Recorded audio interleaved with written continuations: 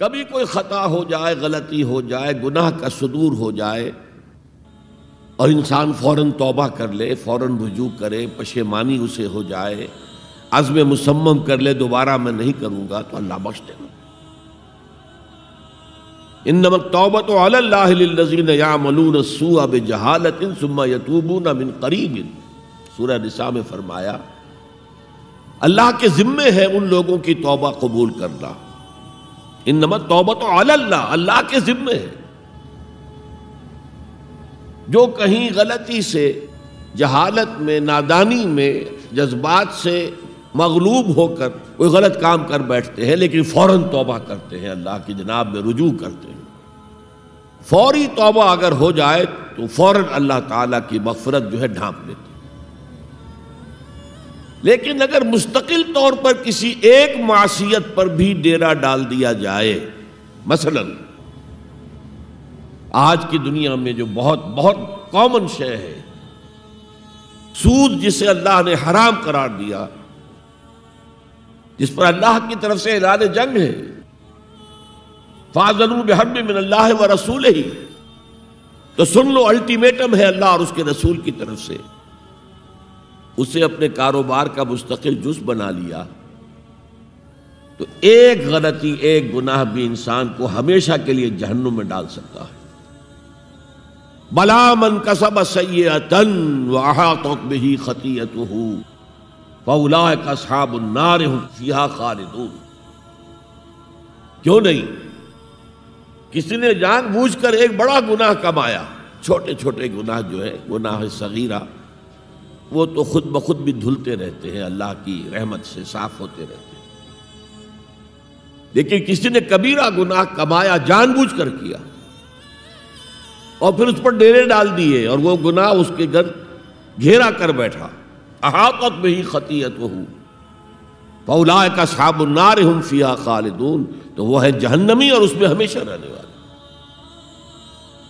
تو اطاعت اللہ کی، اطاعت رسول کی، یہ تو اسلام کا بنیادی مطالبہ ہے۔ اگر یہ بھی نہیں ہے تو پھر کچھ نہیں، اگر یہ نہیں تو بابا پھر سب کہانیاں۔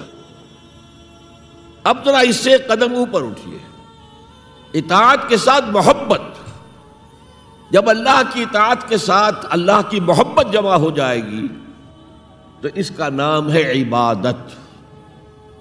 امام ابن تیمیہ رحمۃ اللہ علیہ کے جو شاگرد رشید ہیں، حافظ ابن قیم رحمۃ اللہ علیہ، انہوں نے عبادت کی ڈیفینیشن کی ہے۔ عبادت کیا ہے؟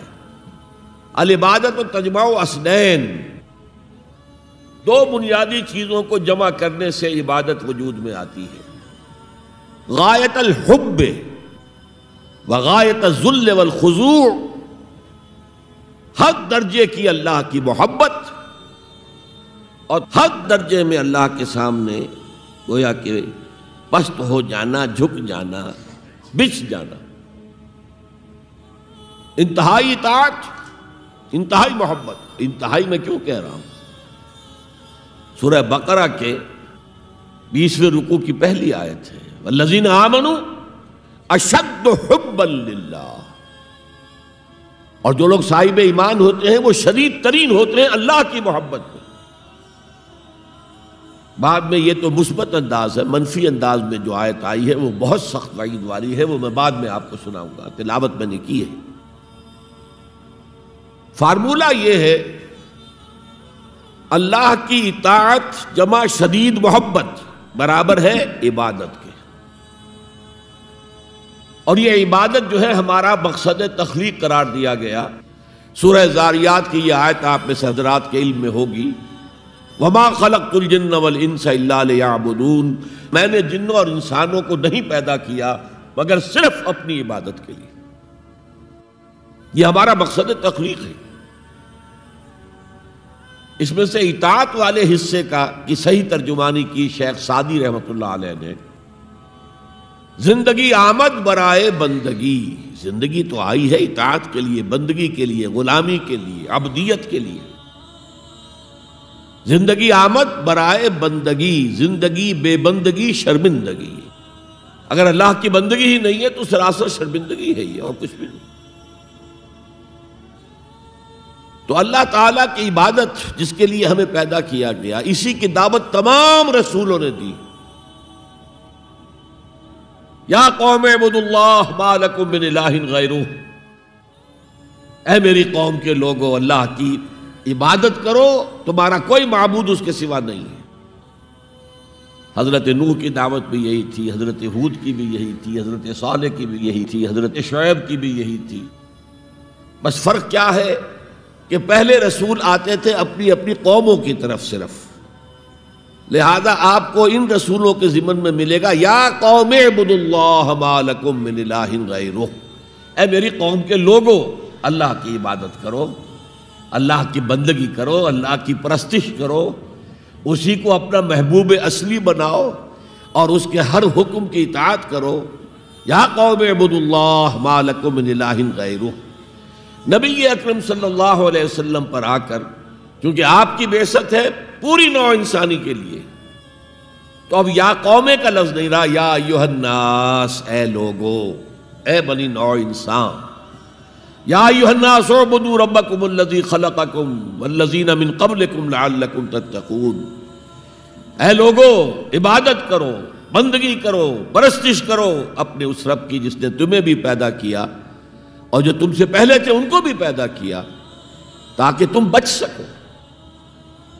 یہ کیوں کہا دوہرا کر تم سے پہلوں کو بھی پیدا کیا؟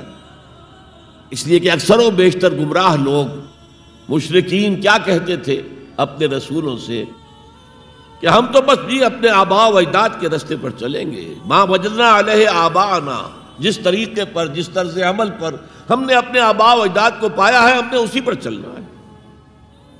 تو واضح کر دیا تم بھی مخلوق ہو، وہ بھی مخلوق تھے، تم بھی انسان ہو، وہ بھی انسان تھے، تم سے بھی غلطی ہو سکتی ہے، ان سے بھی ہو سکتی تھی، لہذا یہ اصول نہیں ہے کہ جو بھی آباء و اجداد کی ریتیں ہیں، رسمیں ہیں، طریقے ہیں اور جو ان کے عقیدے ہیں انہی کو آپ لے کر چلیں، بلکہ آپ تو تلاش کریں صحیح عقیدہ کیا ہے، صحیح زندگی گزارنے کا طریقہ کیا ہے، اس کو اختیار کریں۔ یا ایھا الناس اعبدوا ربکم الذی خلقکم والذین من قبلکم لعلکم تتقون، تاکہ تم بچ جاؤ جہنم کی آگ سے۔